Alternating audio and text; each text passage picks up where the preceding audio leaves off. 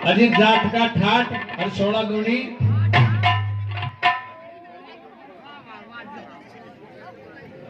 आप सबके सामने जिक्र कहा था।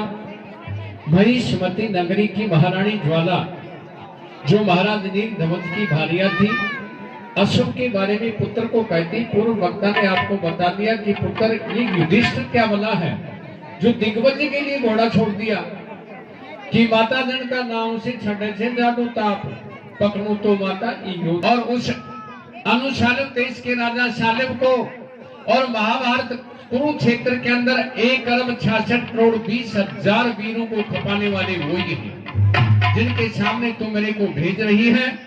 हे माता, घोड़ा की टाड़ी कर दे, एक काम कर, अब भी वापिस जा और उस कदम के डाल से उसको छोड़ करके घोड़े को जनाना बाग से बाहर निकाल दे। पुत्र की वीरता की बात सुनकर के वो छत्राणी महारानी ज्वाला अपने पुत्र को उड़मा देने लग जाती कि इससे अच्छी तुम्हें बांध रह जाती, मेरे पत्थर पैदा हो जाता, तुम्हें छत्राणी नहीं कहलाती, तू छत्राणी का पुत्र नहीं है। धिक्कार है तेरे पिता को और धिक्कार है तेरे वंश को। जब माता अपने पुत्र को धिक्कार देती है, बोला माता अब तू महल के अंदर चली जा, अब विनाश काले बुद्धि विपरीत है, अब आपका विनाश का समय आ गया, आपकी बुद्धि उल्टा काम करने लग गई। मैं जाता हूं और घोड़े को लाता हूं और जो होगा सो देखा जाएगा।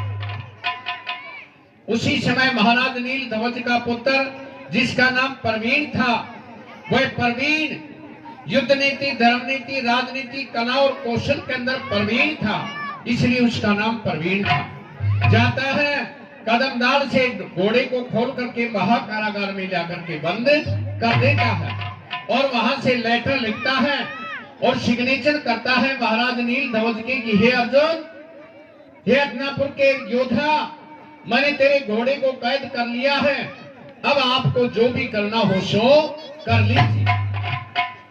वह लेटर भगवान कृष्ण और अर्जुन के पास में जाता है तो अर्जुन घबरा जाता है कि भगवान, महाभारत काल में सब योद्धा खत्म हो गए थे, ये ऐसा योद्धा कौन आ गया जो मेरे को पत्र लेकर के भेज दिया।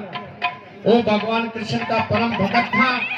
भगवान कृष्ण ने कहा कि ये पृथ्वी वीरों से हीन कभी नहीं होती है, वीरहीन ना होती धरणी, ना रही छत्रा में करनी, झूठी होगी हरी सुमरनी, बात बताऊं साफ मिटे संताप, सोचिए आप।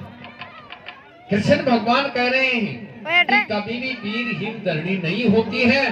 अर्जुन, ये भी तुम्हारी भूल है, मैं तेरा सारथी हूँ, सारथी का काम मेरे को करना है, आगे जो विधि का विधान होगा उसका भविष्यवाणी मैं भी नहीं कर सकता। जब उसी समय अर्जुन अपनी शत्रुघ्न सेना सजाता है और उधर